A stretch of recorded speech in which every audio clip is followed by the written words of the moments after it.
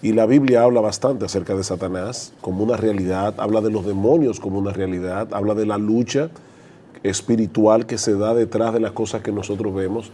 Y ¿sabes qué me llama la atención? El hecho de que mucha gente dice no creer en lo que la Biblia revela acerca de los demonios, acerca de Satanás, pero creen en un montón de cosas que tienen que ver con un mundo espiritual. Y nosotros lo podemos ver aún en los programas de Discovery Channel o algunos de esos canales de televisión que son dados a temas científicos, fenómenos paranormales, hablan de aparición de fantasmas, hablan de muertos que regresan a la vida.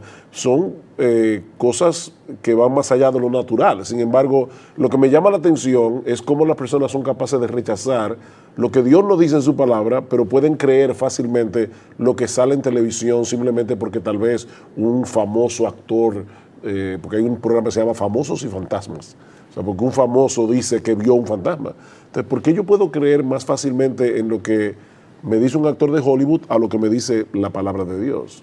Pero la Biblia claramente enseña, Eduardo y Salvador, nosotros sabemos eso, que hay demonios y que hay un diablo, un ángel caído que se llama Satanás. Claro, nosotros no creemos de ninguna manera que haya dos fuerzas que se equiparan, ¿verdad? La fuerza del bien y la fuerza del mal. La del bien representada por Dios, la del mal representada por Satanás. No, Dios es soberano y Dios está por encima de todos los poderes del universo. Ahora, Dios creó seres personales. Y cuando hablamos de seres personales, lo que estamos hablando es los ángeles son seres personales y los hombres son seres personales porque son personas y tienen intelecto, tienen voluntad, tienen emociones. Cuando decimos que un ser humano o un ser angelical tiene voluntad, eso quiere decir que tiene capacidad de decisión. Dios no creó robots que estaban preprogramados. Y en ese sentido lo que la Biblia enseña es que Satanás y los demonios que cayeron con él fueron arrastrados a una rebelión en contra de la autoridad de Dios. ¿La Biblia no especifica por qué se rebelaron? No, pero puede darnos ciertas claves, ciertos elementos. Por ejemplo, en 1 Timoteo capítulo 3, un texto que no está hablando acerca de Satanás, está hablando acerca de las personas que aspiran a ser pastores en una iglesia, dice que una de las cosas que no deben ser es un neófito, porque dice que fácilmente, o sea, un nuevo creyente que lo colocan en una posición de autoridad, fácilmente se puede envanecer y caer en la condenación del diablo. Y aparentemente lo que Pablo está presuponiendo allí es que en la caída del diablo, el elemento del envanecimiento, el elemento del orgullo estuvo envuelto. Entonces, es un ser creado que repentinamente quiso tener su propio reino y se rebeló contra Dios. Nosotros no debemos llegar más allá de lo que la Biblia revela. Y la Biblia no nos revela todos los detalles de esa caída. Y tenemos que tener cuidado. Ser bíblicos es hablar donde la Biblia habla y es callar donde la Biblia calla. Entonces, hasta ahí es donde la Biblia nos dice. Hubo un ángel creado por Dios que era bueno, creado para la gloria de Dios, pero ese ángel se rebeló. Una de las cosas que el diablo intenta hacer, aunque hablaremos un poco más de eso cuando hablemos de la caída, pero vemos que lo que el diablo trata de hacer con nuestros padres en el huerto del Edén es llenar sus mentes y sus corazones de orgullo. Seréis como Dios. Entonces, él está tratando de replicar en el hombre aquello que lo hizo caer a él. Eso de que están encarcelados no quiere decir que ellos no tengan influencia en el mundo. Algunos teólogos entienden que lo que Judas está diciendo allí es que ellos están limitados. O sea, Satanás no es omnipotente, ni Satanás es omnipresente, ni los demonios tampoco. De hecho, una de las personas que nos escribió por el chat de YouTube preguntaba eso. ¿Es Satanás omnipresente? No, de ninguna manera. Satanás está en un solo lugar. Solamente Dios es omnipresente. Pero la caída se da en ese momento cuando esta hueste demoníaca guiada por Satanás se rebelan contra la autoridad de Dios. En Isaías 14, una de las cosas que se ve claro es que la esencia del pecado es el orgullo. La esencia del pecado es yo no quiero someterme a Dios. Y sea que allí esté hablando de Satanás, o sea que esté hablando acerca de un rey terrenal, volvemos otra vez al mismo punto. Lo que el diablo trata de infundir en el alma de la gente, en el corazón de la gente, es el orgullo.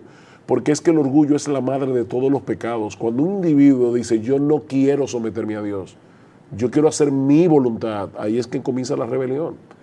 Cuando Adán y Eva fueron atacados por Satanás en el huerto del Edén, él los atacó con una idea, y eso es importante. Satanás no anda apareciendo por ahí como aparece en las películas con cuernos y en forma de dragón y nada de eso. Satanás se viste como ángel de luz y está detrás de muchas de las ideologías que el hombre acepta como buena y válida en contra de la palabra de Dios. O sea, el ataque de Satanás es contra Dios, a final de cuentas, es contra el reino de Dios, es contra la palabra de Dios, contra la voluntad de Dios. O sea, cuando Satanás le pone a Eva la idea de que Dios es un ser egoísta, que Dios es un ser egocéntrico, que no quiere darles libertad, Satanás se presenta delante de Adán y Eva como un libertador. Si ustedes me obedecen a mí, si ustedes hacen lo que yo les estoy sugiriendo que hagan, porque Satanás no nos obliga a pecar, como tú bien decías. El diablo y sus demonios nos tientan, pero cuando yo peco, peco porque soy responsable de mi pecado.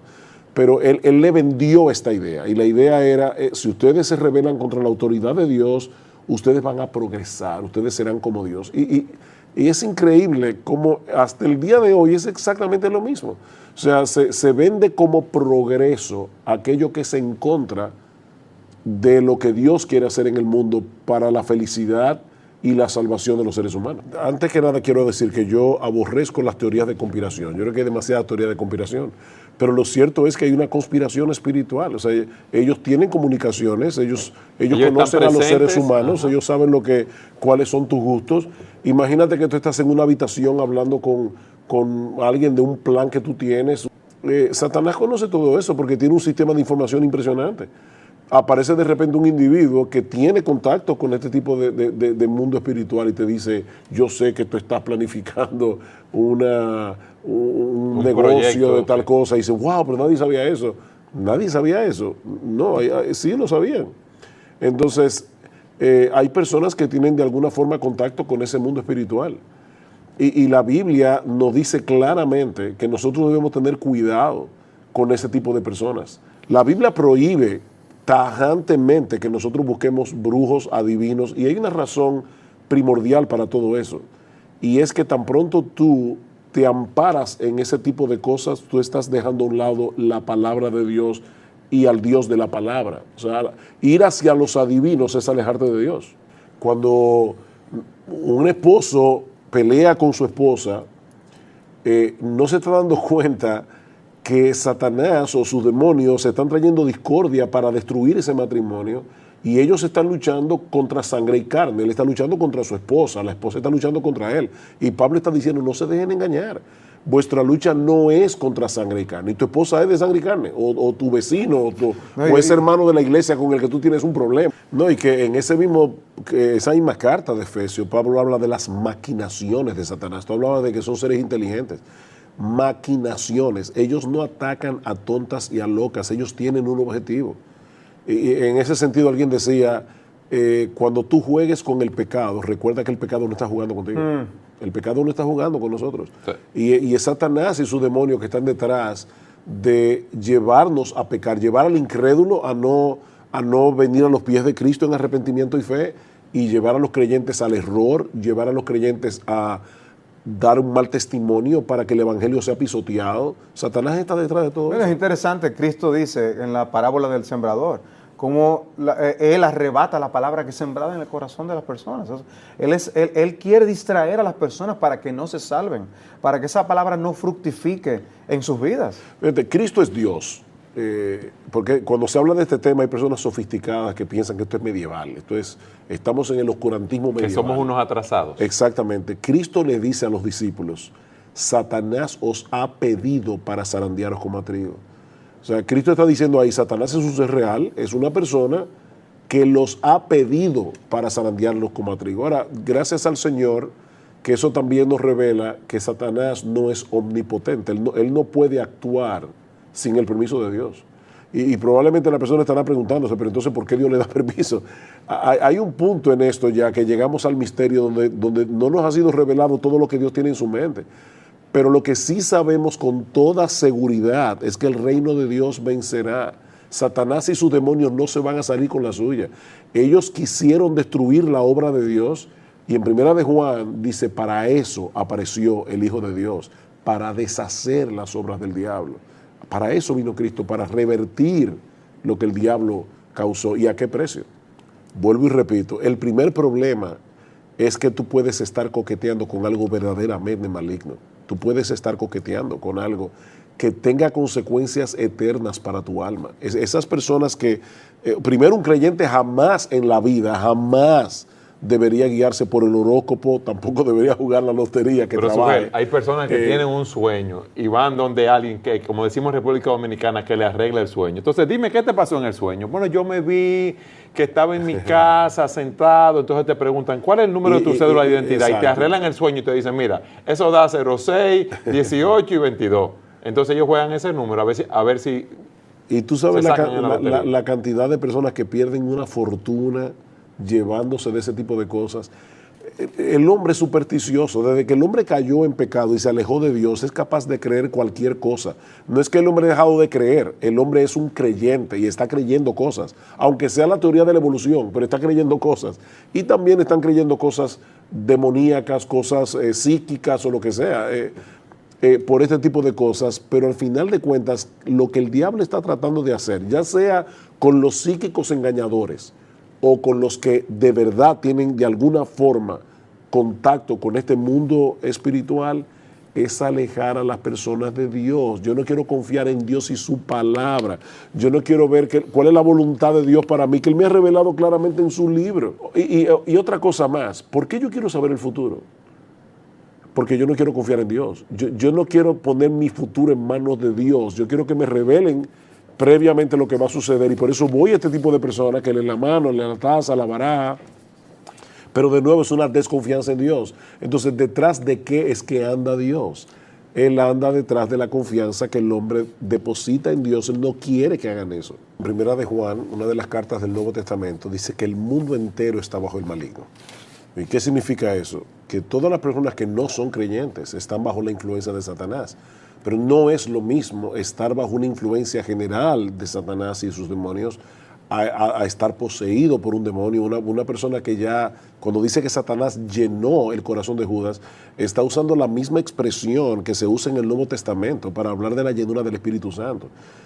La palabra llenura en ese caso es control. O sea, la idea es una persona llena del Espíritu Santo. Todos los creyentes tienen el Espíritu Santo, pero hay personas que están más bajo el control del Espíritu y su palabra. Bueno, de igual manera, los no creyentes están bajo el maligno, pero hay personas que están más bajo el control de ese mundo espiritual. Y son personas que llegan a estar posesas por demonios. Y en muchos de los casos son personas que voluntariamente comenzaron a coquetear con ese mundo de alguna forma. O sea, eso no pasa a tontas y a locas.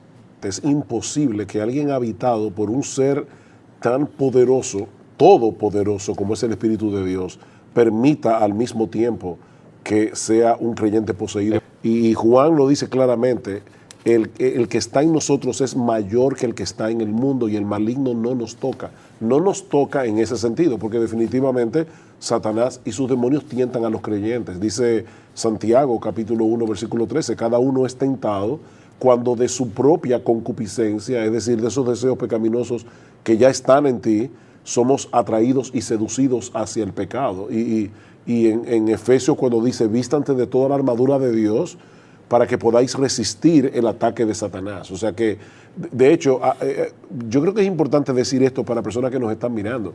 Hay creyentes que tienen una lucha horrible con pensamientos y piensan, como el personaje de Bunyan, que esos pensamientos salen de su corazón y a veces llegan hasta blasfemias, o están leyendo las escrituras y de repente tienen dudas que vienen. Esos son los dardos de fuego del maligno de los que habla Satanás. Y que habla Pablo en Efesios, perdonen. El punto sigue siendo que esos dardos de fuego, yo tengo que defenderme de ellos con el escudo de la fe. Yo creo lo que Dios dice, yo creo en la palabra de Dios. Y yo le diría a una persona, porque alguien preguntó acerca de eso aquí, yo le diría a una persona, llena tu mente de Cristo, porque también a veces estamos tan pendientes, así como hay personas que no creen en el diablo, Hay personas que tienen su mente tan concentrada en los temas demoníacos y satánicos que no le dan lugar al Evangelio, no le dan lugar a pensar y meditar en la persona de Cristo y en la gloria de Cristo.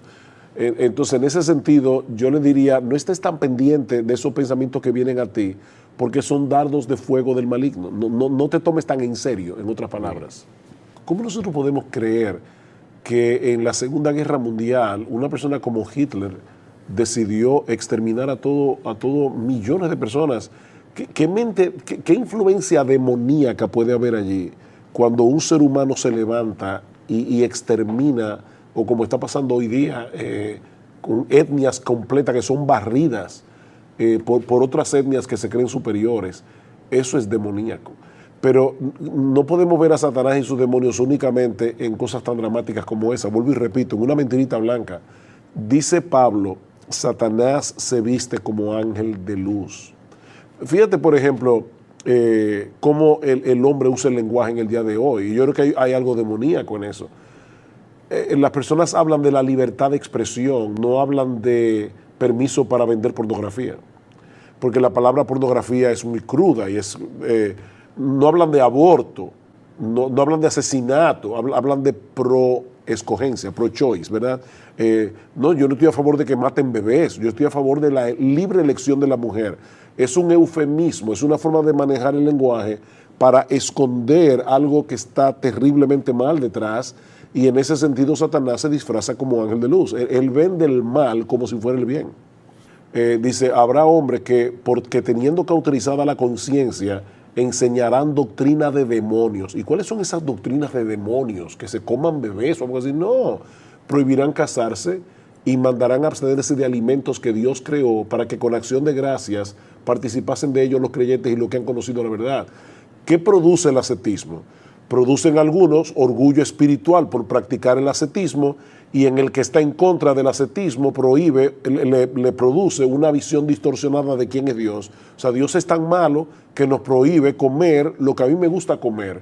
Cuando en 1 Timoteo capítulo 6, versículo 17, dice que más bien Dios es que nos da todas las cosas en abundancia para que las disfrutemos. Entonces yo convierto a un Dios bueno y bondadoso que es dadivoso con sus criaturas en un ser mezquino que quiere llevar al hombre a sufrir y le pone por delante una comida deliciosa y le dice, no te la comas. Eso parece muy santo.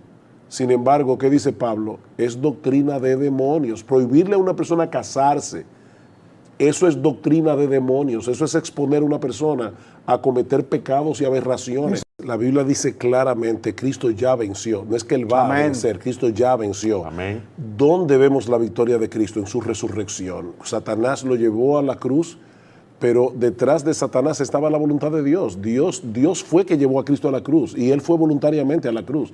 Pero Satanás pensó que obtuvo una victoria ahí, pero la muerte no lo pudo retener. Por eso es que Jonathan Edwards decía, ese bocado que Satanás se tragó al llevar a Cristo a la cruz del Calvario a través de los poderes políticos de aquellos días, fue como un veneno para su alma, para él mismo. O sea que en ese sentido, Cristo ya está sentado victorioso a la diestra del Padre, y todos los que son de Él van a reinar juntamente con Él. Amén. Entonces, estamos trayendo este tema, pero en realidad el tema principal de las Escrituras, lo estamos trayendo porque es un tema importante, pero el tema principal de las Escrituras es Cristo y este crucificado que muere en una cruz para salvar a los pecadores. Amén. ¿Por qué Cristo tuvo que morir en una cruz? Él tuvo que morir en una cruz para salvarnos por la sencilla razón de que nosotros no podíamos salvarnos a nosotros mismos. Eso es evidente. Cristo murió en la cruz porque nosotros no podíamos salvarnos a través de nuestras buenas obras. Mis hermanos, el mensaje del Evangelio aplasta completamente nuestro orgullo, porque nos hace ver que no existe la menor posibilidad de salvarnos a través de nuestra obediencia, a través de nuestro esfuerzo personal. Eso es imposible. De ahí la indignación de Pablo con estos creyentes de Galacia. ¿Cómo es posible Que ustedes se hayan dejado arrastrar por ese evangelio distorsionado de salvación por obras. Si ustedes saben muy bien que Jesucristo tuvo que morir en esa cruz para salvarnos, porque no podíamos salvarnos a nosotros mismos.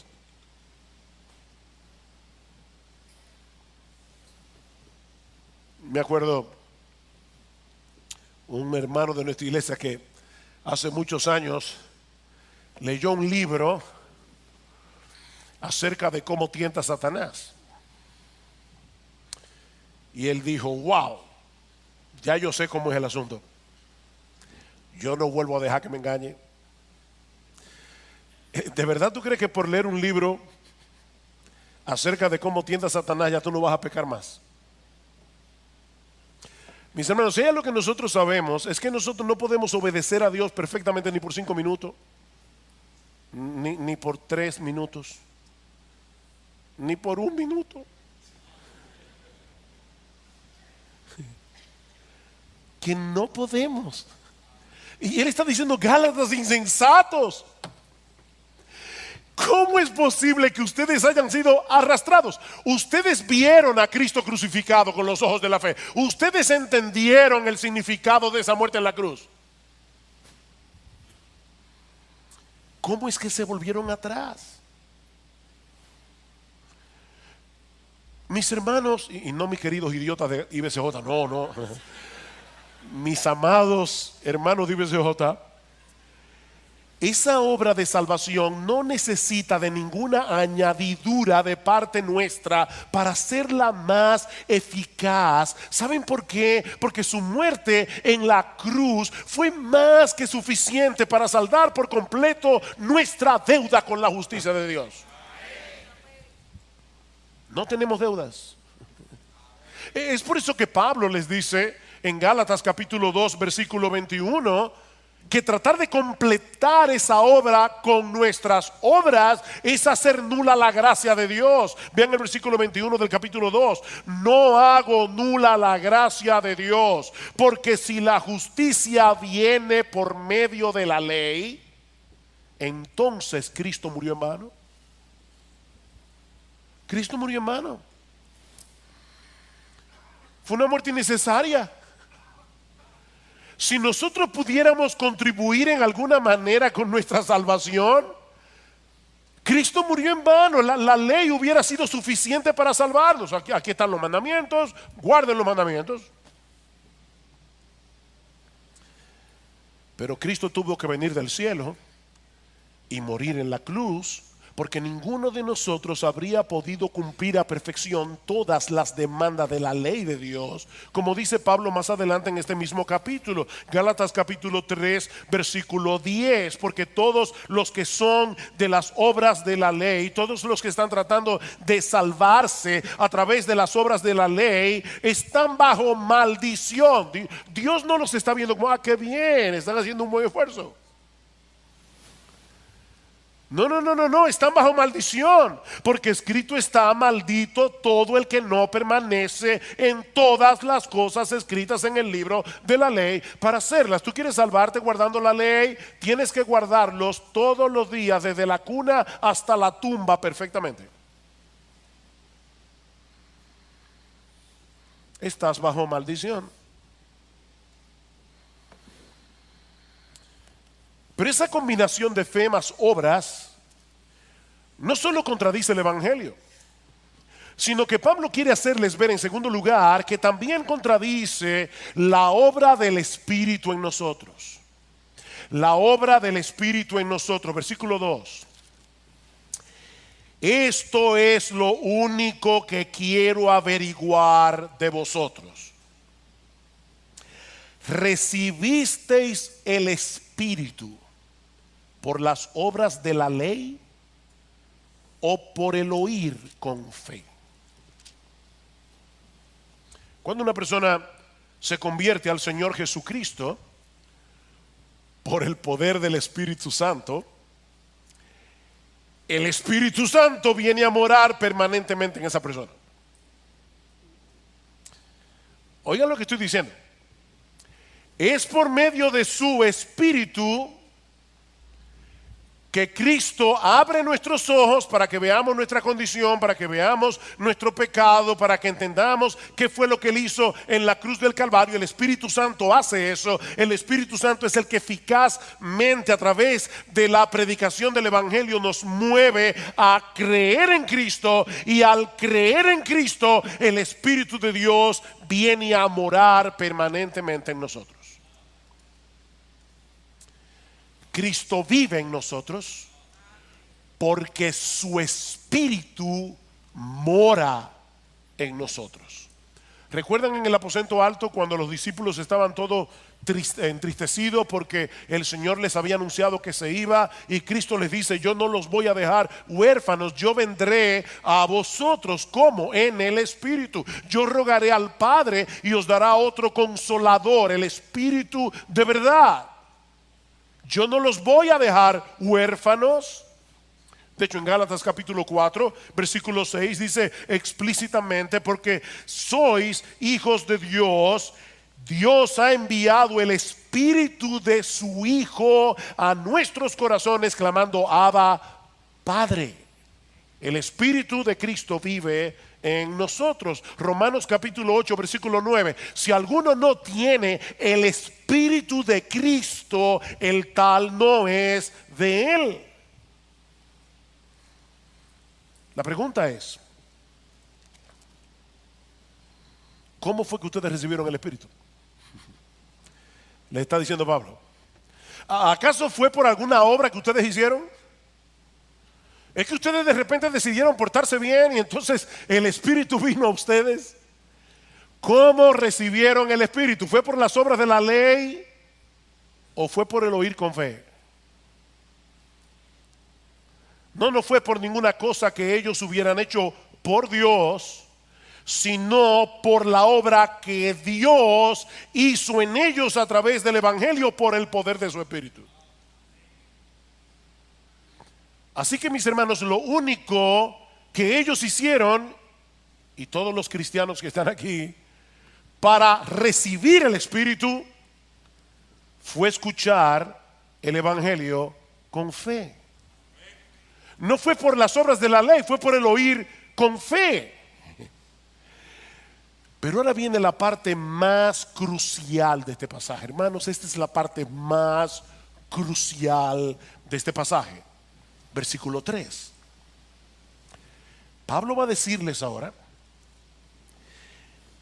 que la vida cristiana continúa exactamente como comenzó, a través de la obra del Espíritu en nosotros por medio de la fe. Versículo 3. Tan insensatos sois, habiendo comenzado por el Espíritu, ¿vais a terminar ahora por la carne?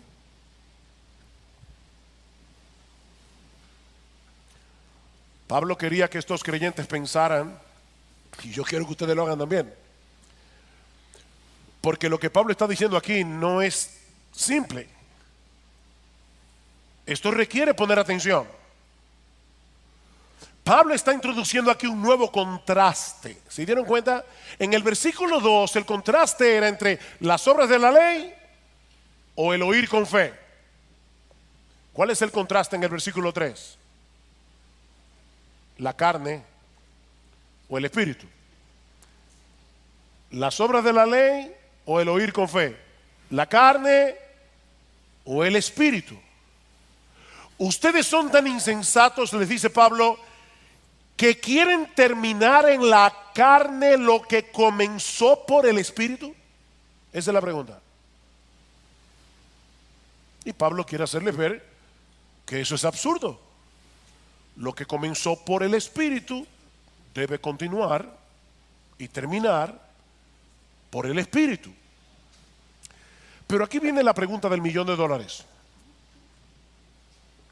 ¿A qué se refiere Pablo al hablar de la carne en este pasaje, en contraste con el espíritu? Porque algunas veces la palabra carne se usa en la Biblia para referirse a nuestro cuerpo físico, a este cuerpo de carne, y vamos a ver que en Gálatas capítulo 2 versículo 20 Pablo usa la palabra carne en ese sentido.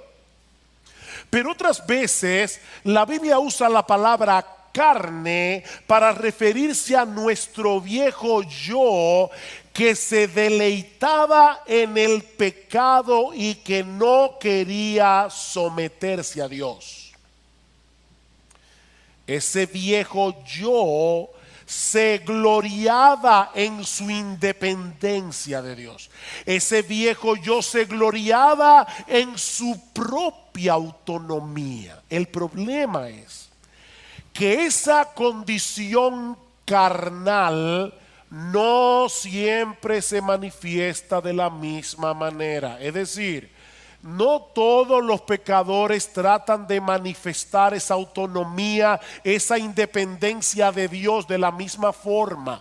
Algunos lo hacen viviendo una vida inmoral, viviendo una vida licenciosa. Más adelante Pablo va a decir que las obras de la carne son la fornicación, la mentira, la ira, la envidia. Esas son las obras de la carne.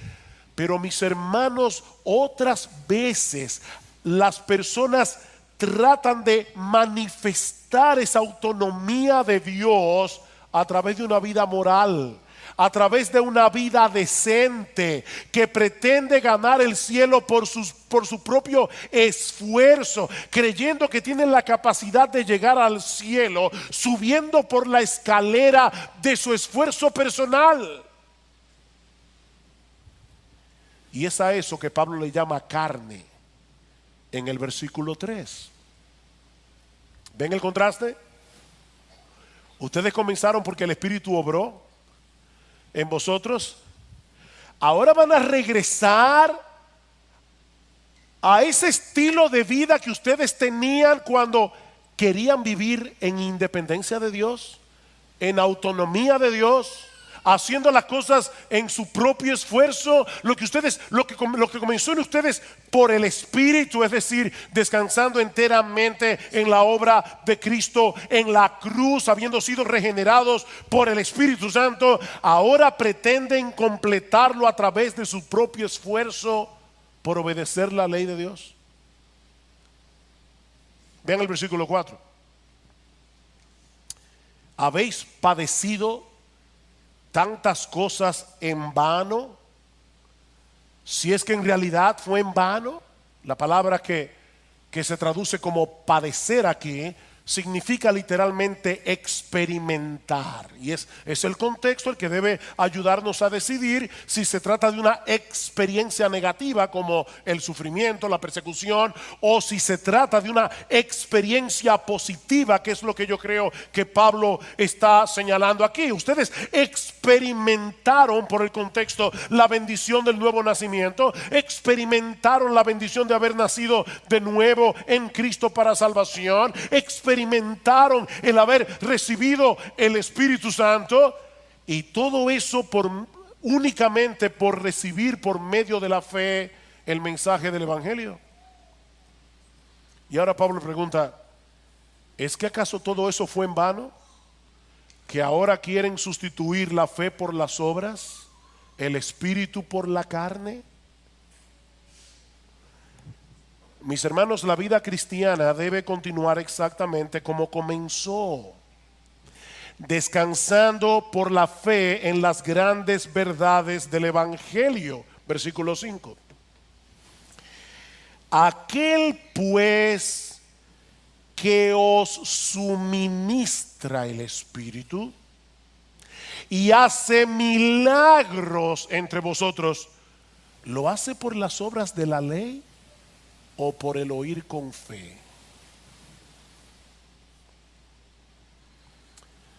Miren, yo creo que hay pocos pasajes en el Nuevo Testamento que sean tan importantes para la vida cristiana que el capítulo 3, versículo 5 de Gálatas. Pablo ha venido hablando de lo que ellos habían experimentado en el pasado, ¿se dieron cuenta? Pero ahora se refiere a lo que estaba sucediendo en medio de ellos en el presente.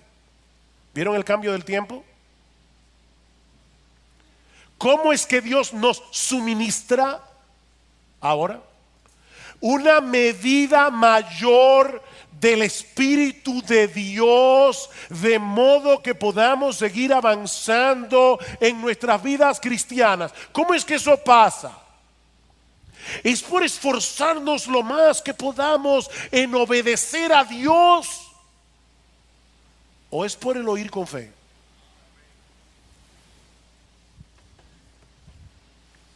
Y obviamente la respuesta sigue siendo la misma. Es por el oír con fe.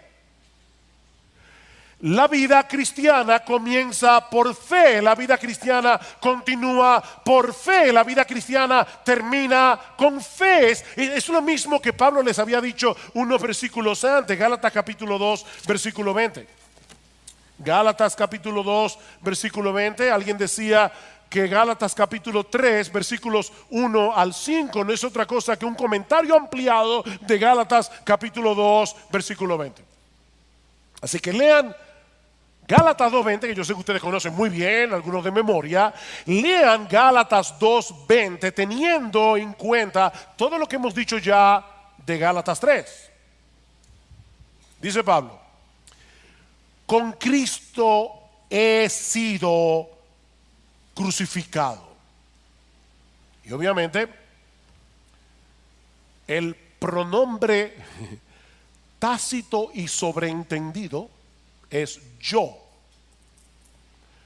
Con Cristo yo he sido crucificado. De manera que ya no soy yo el que vive. Déjenme hacerles una pregunta. Mis hermanos, ¿quién es el yo que ha sido crucificado con Cristo? La respuesta es el viejo yo insubordinado que se gloriaba en su autonomía, el que quería hacer las cosas en sus propias fuerzas para llevarse la gloria, porque el que recibe el poder, el que da el poder, recibe la gloria, ¿verdad? El que da el poder, recibe la gloria. Si yo hago las cosas, los niños, una de las primeras cosas que aprenden a decir es yo solo. Ellos quieren hacer las cosas por sí mismos. Y por supuesto, eso es lo que le pasa al legalista. El legalista quiere obedecer, hacer las cosas en sus propias fuerzas. Y por supuesto le va a pasar lo siguiente: si tiene una pequeña victoria, se va a enorgullecer, porque fue en su propia fuerza. Pero si tiene una derrota, se va a frustrar. El legalista vive en esas dos ondas, o en orgullo o en frustración. Dice Pablo, ese yo fue crucificado con Cristo. Por lo tanto, ya no soy yo el que vive, sino que Cristo vive en mí. Otra vez, ¿cómo es que Cristo vive en mí? Por su Espíritu. Ya no vivo yo, es Cristo el que vive en mí. Significa eso que ya yo no tengo ninguna responsabilidad en cuanto a mi vida cristiana. Lo único que yo tengo que hacer es quedarme tranquilo para que Cristo viva su vida en mí. No. Sigan leyendo. Y la vida que ahora vivo en la carne, perdonen otra vez que sea tan necio, pero ahora el necio soy yo, lo admito. ¿Quién es el sujeto tácito y sobreentendido de esa oración? La vida que ahora vivo, ¿quién? Yo, en la carne, es decir, la vida que vivo yo, mi nuevo yo regenerado que todavía permanece en este cuerpo físico, en este cuerpo de carne, pero que ahora tiene la bendición de contar con la presencia permanente del Espíritu Santo que nos mueve a la obediencia. Entre paréntesis. La vida que ahora vivo yo, mi nuevo yo, el regenerado, no el degenerado, sino el regenerado.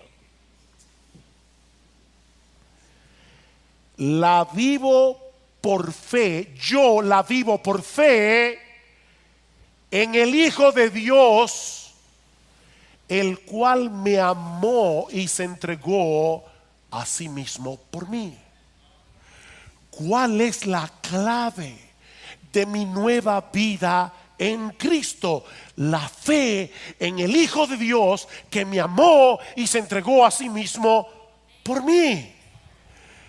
Mis hermanos, lo que Pablo está diciendo aquí es lo siguiente: soy yo el que tiene la responsabilidad de vivir la vida cristiana. Así como nadie se arrepintió por mí, ni creyó por mí cuando yo vine a Cristo en arrepentimiento y fe, nadie puede obedecer por mí, nadie puede leer la Biblia por mí, ni orar por mí, ni venir a la iglesia por mí, ni luchar contra el pecado por mí. Nadie puede hacer eso.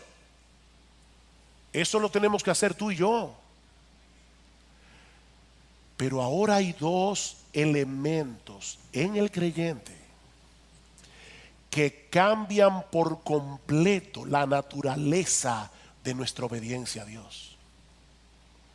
La primera es que ahora no hago ninguna de esas cosas para ganarme el favor de Dios, sino con la tranquilidad de que ya tengo por completo su favor únicamente por causa de la obra de Cristo en la cruz del Calvario. Esa es la gran diferencia entre el legalista y el cristiano. El legalista obedece para ser aceptado por Dios, mientras que el creyente obedece con la gratitud y el gozo de saber que ya fue aceptado. Hay una diferencia. Fuimos aceptados por los méritos de otro, no por los nuestros, sino por los de nuestro bendito Señor y Salvador Jesucristo. Noten lo que dice Gálatas capítulo 5 versículo 6, y me encanta este texto. Dice: porque en Cristo Jesús, versículo 5, porque nosotros por medio del Espíritu esperamos por fe la esperanza de justicia. Wow, aquí están todos los elementos. Nosotros por medio del Espíritu, esperamos por la fe la esperanza de justicia. Por la obra del Espíritu en mí, yo estoy seguro que el día que yo me presente en la presencia de Dios, yo voy a ser aceptado como justo en su presencia. ¿Cómo yo sé eso? Por la fe. Porque el Espíritu de Dios que mora en mí me lo asegura por su palabra.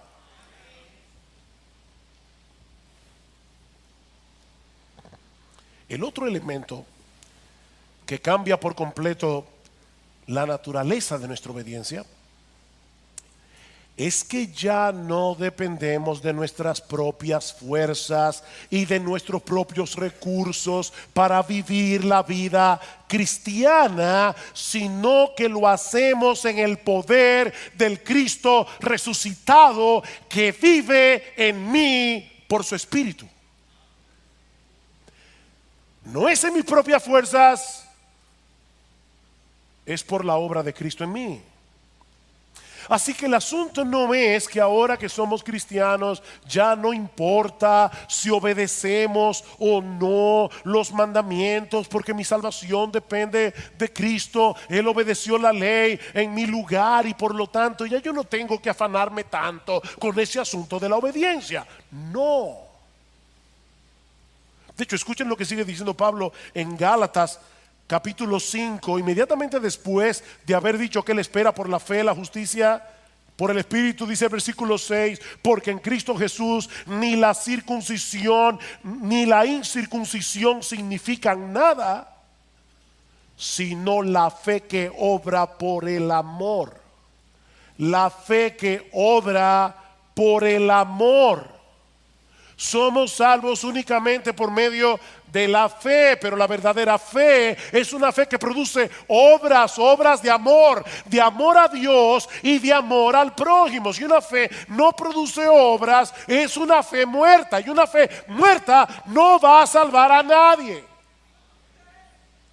La fe obra por el amor. Versículo 13, porque vosotros, 5:13, porque vosotros, hermanos, a libertad fuisteis llamados, solo que no uséis la libertad como pretexto para la carne, sino servíos por amor los unos a los otros, porque toda la ley en una palabra se cumple en el precepto: amarás a tu prójimo como a ti mismo. ¿Ven el punto? No es que ya a mí no me importa la ley, es que ahora yo tengo un nuevo impulso para cumplir la ley, no perfectamente, pero sí sinceramente. Esa obediencia es el fruto de la presencia del Espíritu en nuestra vida. Versículo 16, digo pues, andad por el Espíritu, andad en dependencia del Espíritu, andad descansando en los recursos que da el Espíritu, en la presencia del Espíritu en su vida. ¿Y saben qué pasará? No cumpliréis el deseo de la carne. Yo sé que la Reina Valera del 60 lo dice como un mandamiento: y no satisfagáis los deseos de la carne. El problema es que la palabra aquí se puede traducir de las dos maneras, y es el contexto el que debe decidir. Y yo creo, por el contexto, que lo que Pablo está diciendo es como la Biblia de las Américas lo traduce: andad por el Espíritu y no cumpliréis el deseo de la carne, porque el deseo de la carne es contra el Espíritu y el del Espíritu es contra la carne, pues estos se oponen el uno al otro, de manera que no podéis hacer lo que deseáis. Algunas personas dicen: pastor, yo no debo ser cristiano porque mire la lucha que yo tengo en mi interior. Óyeme bien, esa lucha probablemente es el síntoma más evidente que tú tienes de ser cristiano. Hay una guerra porque el pecado todavía mora en mí. Pero si sois guiados por el Espíritu, no estáis bajo la ley. Ya yo no obedezco por temor al castigo. Ya yo no obedezco porque pienso que me va a caer un rayo del cielo, si no obedezco a Dios. Lo hago por la presencia del Espíritu en mi vida, no en mis propias fuerzas. Mis hermanos, es esa misteriosa interacción la que vemos una y otra vez en el Nuevo Testamento. Yo sé que alguno va a decir: pastor, me voy de la iglesia hoy con dolor de cabeza. Qué bueno, tómate una aspirina, pero escucha, porque eso lo escribió Pablo para una iglesia común y corriente, no era para un seminario. Pablo quiere que los cristianos entiendan esto. Así que, hermano, escucha bien. Somos nosotros los que tenemos la responsabilidad de hacer lo que tenemos que hacer, pero sabiendo de antemano que separados de Cristo nada podemos hacer.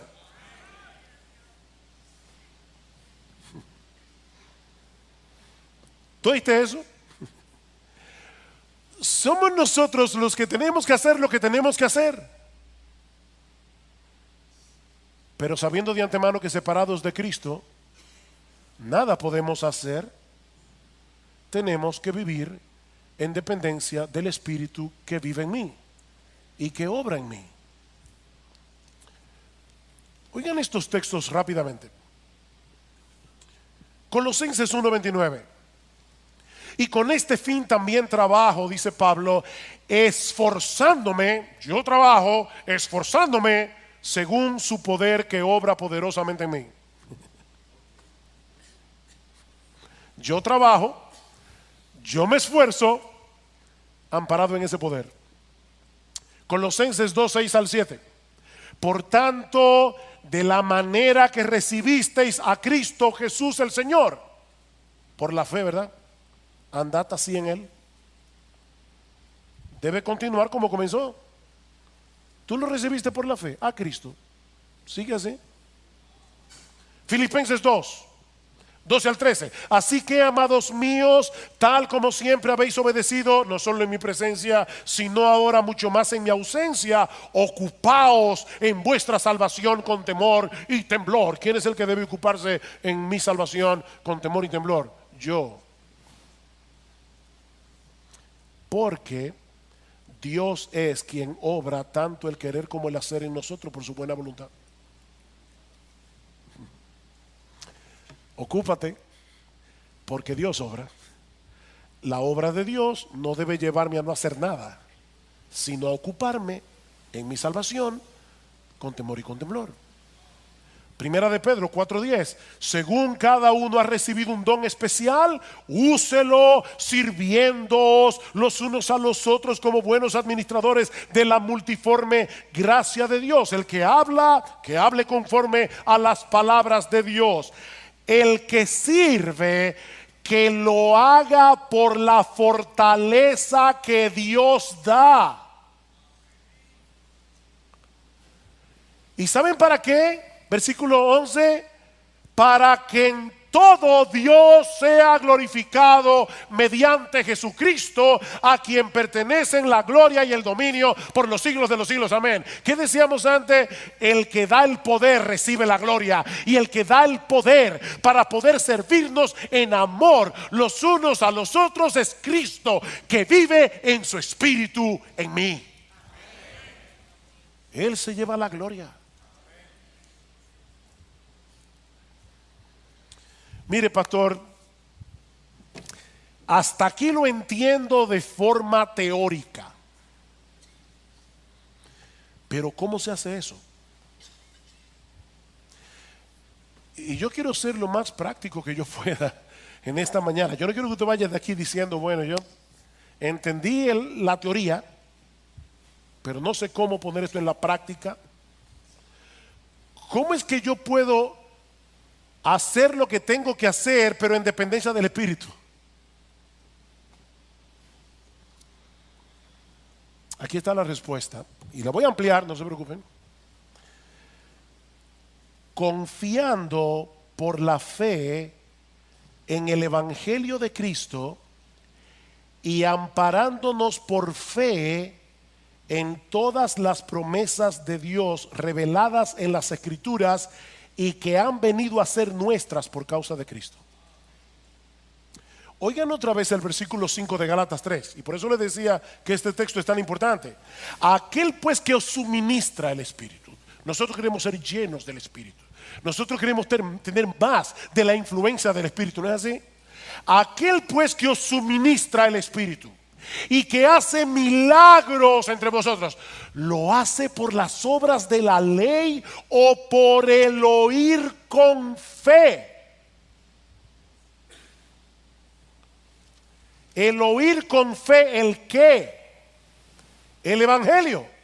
Versículo 6, así Abraham creyó a Dios y le fue contado como justicia. Por consiguiente, sabed que los que son de fe, estos son hijos de Abraham. Los que creyeron en ese evangelio que Dios les reveló a Abraham y que él creyó por la fe. ¿Cómo es que Dios nos suministra el Espíritu? ¿Cómo es que Dios hace milagros entre nosotros? Por el oír con fe el Evangelio de Cristo, por ampararnos por fe en todas las promesas de Dios reveladas en las Escrituras y que han venido a ser nuestras por causa de Cristo. Según a los Corintios capítulo 1 versículo 20, todas las promesas de Dios son en Él sí y en Él amén.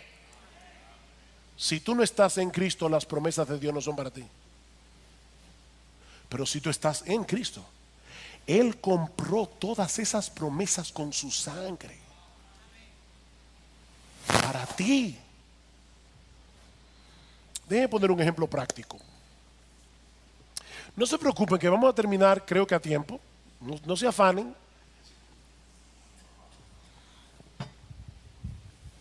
Un ejemplo práctico. Vamos bien. Todos aquí seguramente han escuchado alguna vez la regla de oro, ¿verdad? Todo cuanto queráis que os hagan los hombres, así también haced vosotros con ellos, porque esta es la ley y los profetas. Obedecer ese mandamiento es cumplir toda la ley. Hazle al otro el bien que tú quieres que te hagan a ti. Ahora, mis hermanos, piensen en la implicación de ese mandamiento. Obedecer este mandamiento en nuestra propia fuerza no es difícil, es imposible. ¿No es así? De verdad, esto es imposible. Nos amamos demasiado a nosotros mismos como para poder hacer con los demás lo que nosotros queremos que los demás hagan con nosotros. Pero ahí está el mandamiento. No podemos borrarlo de la Biblia y tenemos que obedecerlo porque esa es la voluntad de Dios. Ok. Si tú conoces bien tu Biblia, probablemente te diste cuenta que yo salté 2 palabras del texto. Y 2 palabras que hacen toda la diferencia. Este texto comienza de esta forma.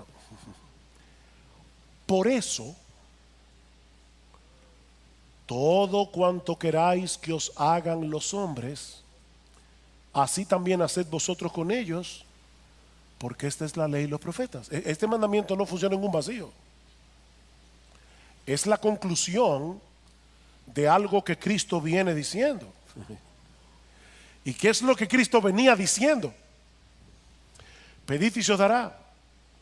Buscad y hallaréis, llamad y se os abrirá, porque todo el que pide recibe, y el que busca halla, y el que llama se le abrirá. ¿Qué hombre hay entre vosotros que si su hijo le pide pan, le dará una piedra, o si le pide un pescado, le dará una serpiente? Pues si vosotros, siendo malos, sabéis dar buenas dádivas a vuestros hijos, ¿cuánto más vuestro Padre que está en los cielos dará buenas cosas a los que le pidan? Por eso, dedícate a cumplir la regla de oro. Mis hermanos, la razón por la que nosotros somos tan egoístas es porque pensamos en lo más profundo de nuestro corazón que si no nos ocupamos de nosotros mismos nadie lo hará. Pero Cristo nos está liberando aquí. Cristo nos está dando una promesa en este texto de la cual podemos y debemos apropiarnos por la fe todos aquellos que estamos en Cristo. Tú tienes un Padre en los cielos que cuida de ti. Ampárate por la fe en esa promesa, porque esa promesa es tuya. Romanos 8:32 es la madre de todas las promesas. El que no escatimó ni a su propio Hijo, sino que lo entregó por todos nosotros, ¿cómo no nos dará juntamente con Él todas las cosas? ¿Tú crees en eso? Esa es una promesa del Evangelio que Cristo compró con sangre para ti. Dedícate a servir a los demás por amor. Y que nadie piense que eso significa que Dios nos va a dar todas las buenas cosas que yo quiero, ¿verdad? Como decíamos una vez, alguien decía, en la vida lo más importante son las cosas pequeñas, un pequeño yate, una pequeña mansión, una pequeña fortuna. No, no es eso lo que Pablo está diciendo. Porque más adelante dice que por causa de Cristo somos muertos cada día, somos perseguidos, tenemos espada, pero aún a pesar de todas esas persecuciones, Dios nos va a dar todo lo que necesitamos para vivir una vida bienaventurada que le glorifique a Él y que sea de bendición para otros.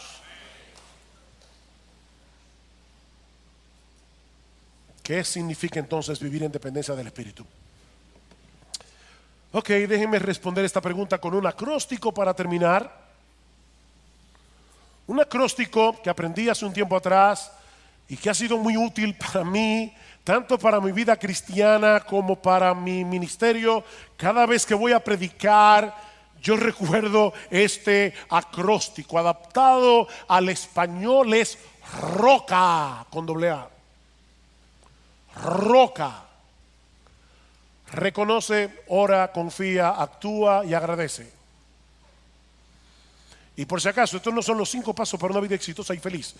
No, esto es un hábito de vida que tú debes desarrollar, que vas a internalizar y que te va a ayudar de una manera casi natural. Va a ser como una nueva naturaleza en ti, a depender del Espíritu y entender que sí, paso 1, reconoce, paso 2, no. Internaliza esto. ROCA. En primer lugar, reconoce. Mi hermano, reconoce que en ti mismo eres un cero a la izquierda. Reconoce que no tienes capacidad alguna para vivir tu vida cristiana.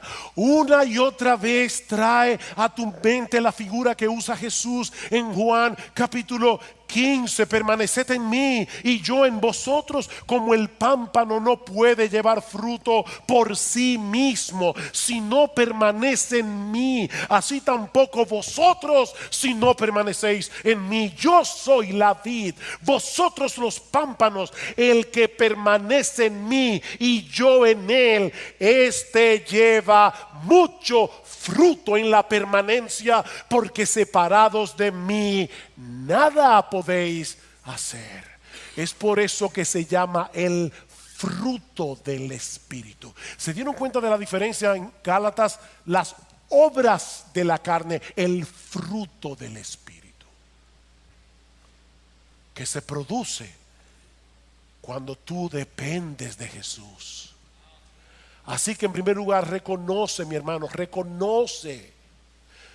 Miren, créanme, cada vez que yo voy a pararme a predicar, voy a revelar algo muy, muy íntimo de mi corazón, pero cada vez que yo voy a pararme a predicar, yo recuerdo, Señor, yo sé que no importa cómo yo predique, no importa cómo yo presente el mensaje, si tu Espíritu Santo no hace algo, los muertos no van a vivir y los cristianos de esta iglesia no van a ser edificados. Eso solamente puede hacerlo el Espíritu Santo. No hay un hombre que tenga esa capacidad. Reconoce eso. En segundo lugar, ora, mi hermano, clámale a Dios conforme a lo que Él ha prometido en su palabra, que te conceda la gracia que tú necesitas para vivir para Él, para poder obedecerle, para poder amar a otros con un amor incondicional. Ora. Escucha cómo Pablo oraba por los creyentes de Colosa. Y apropiate de esa oración para orar por ti y para orar por otros. Por esta razón también nosotros, desde el día que lo oímos, no hemos cesado de orar por vosotros y de rogar que seáis llenos del conocimiento de su voluntad, en toda sabiduría y comprensión espiritual, para que andéis como es digno del Señor, agradándole en todo, dando fruto en toda buena obra y creciendo en el conocimiento de Dios, fortalecido con todo poder según la potencia de su gloria.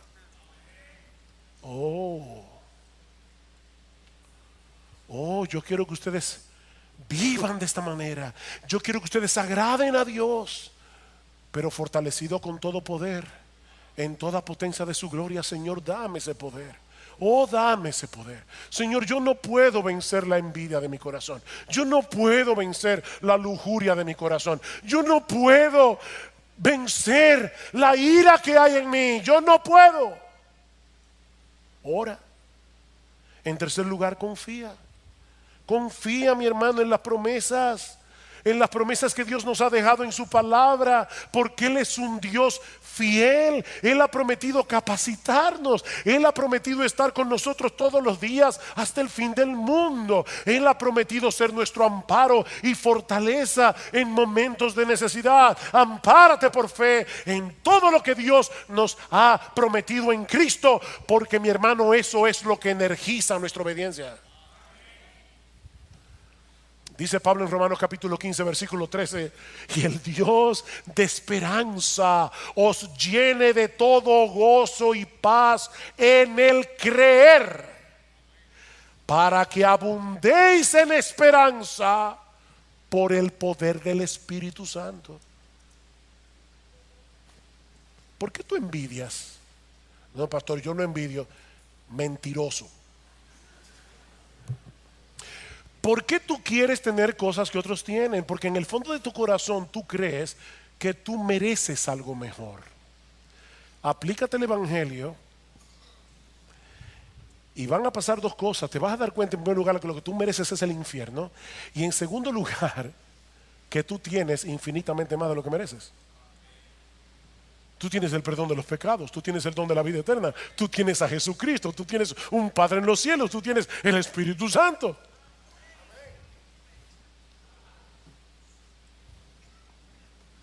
Ay, pastor, ese es mi problema. Se me hace tan difícil confiar, porque mi fe es tan débil. Permítanme compartir con ustedes una historia que yo espero que te sea de ayuda si estás luchando en este momento con este asunto de la fe. Y no he acabado el acróstico, estamos en reconoce, ora, confía. Uno de los más grandes teólogos norteamericanos del siglo XIX fue Robert Louis Dabney. En los últimos años de su vida, Dabney quedó ciego y en mucha debilidad. Y sabiendo que le quedaba poco tiempo de vida, Dabney le escribió una carta a otro teólogo, amigo suyo, Clement Reed Vaughan, preguntándose en esa carta si él tendría una fe lo suficientemente fuerte cuando tuviera que enfrentarse con la muerte. Vaughan le respondió de una forma muy teológica y con un corazón muy pastoral a la vez, preguntándole a Dabney qué haría un viajero si llegara a un abismo sobre el cual se extiende un puente. La pregunta es, y ahora leo la carta que le escribió a Dabney, ¿qué hace él para cultivar confianza en el puente? Él revisa el puente, se inclina, lo examina. Él no se para en la cabeza del puente dejando que sus pensamientos giren con curiosidad en su mente a ver si él tiene la confianza necesaria para cruzar el puente. ¿Ven el punto? Él se está enfocando en el puente, no en su confianza. Examina el puente, no tu fe. Y si su examen del puente le proporciona cierta confianza, pero aún así quiere más, ¿cómo hace crecer su fe? Dice él, sigue examinando el puente. Ahora, mi querido amigo, oigan qué palabras más sabias. Mi querido amigo, deja que tu fe se ocupe de sí misma por un tiempo y tú piensas solamente en aquel en quien se te ha concedido depositar tu confianza. Piensa en el poder del Maestro, piensa en su amor, piensa en lo interesado que Él está en el alma que le busca y que no se consuela hasta que lo encuentra. Piensa en lo que Él ha hecho, en su obra, porque su sangre es más poderosa que todos los pecados de todos los pecadores que alguna vez hayan existido. A fin de cuentas, oigan esto, el gran teólogo que era Dabney, el gran teólogo es como cualquier otro de los hijos de Dios, y escuchar el sencillo evangelio es tan esencial para su consuelo como lo es para la criada que ordeña la vaca o para el joven que ara la tierra. Que Dios te dé gracia, mi amigo, no para poner demasiado énfasis en tu fe, sino para aferrarte al fundamento de tu confianza. Cristo, su obra y toda su actitud personal para ser el refugio de un pecador. La fe es solo el ojo para verlo. He estado orando para que Dios calme tu dolor mientras avanzas y te permita ver el gozo del evangelio en cada paso. Adiós. Dios esté contigo conforme a su voluntad, y piensa en el puente. Piensa en el puente. Reconoce, ora, confía, actúa. Actúa.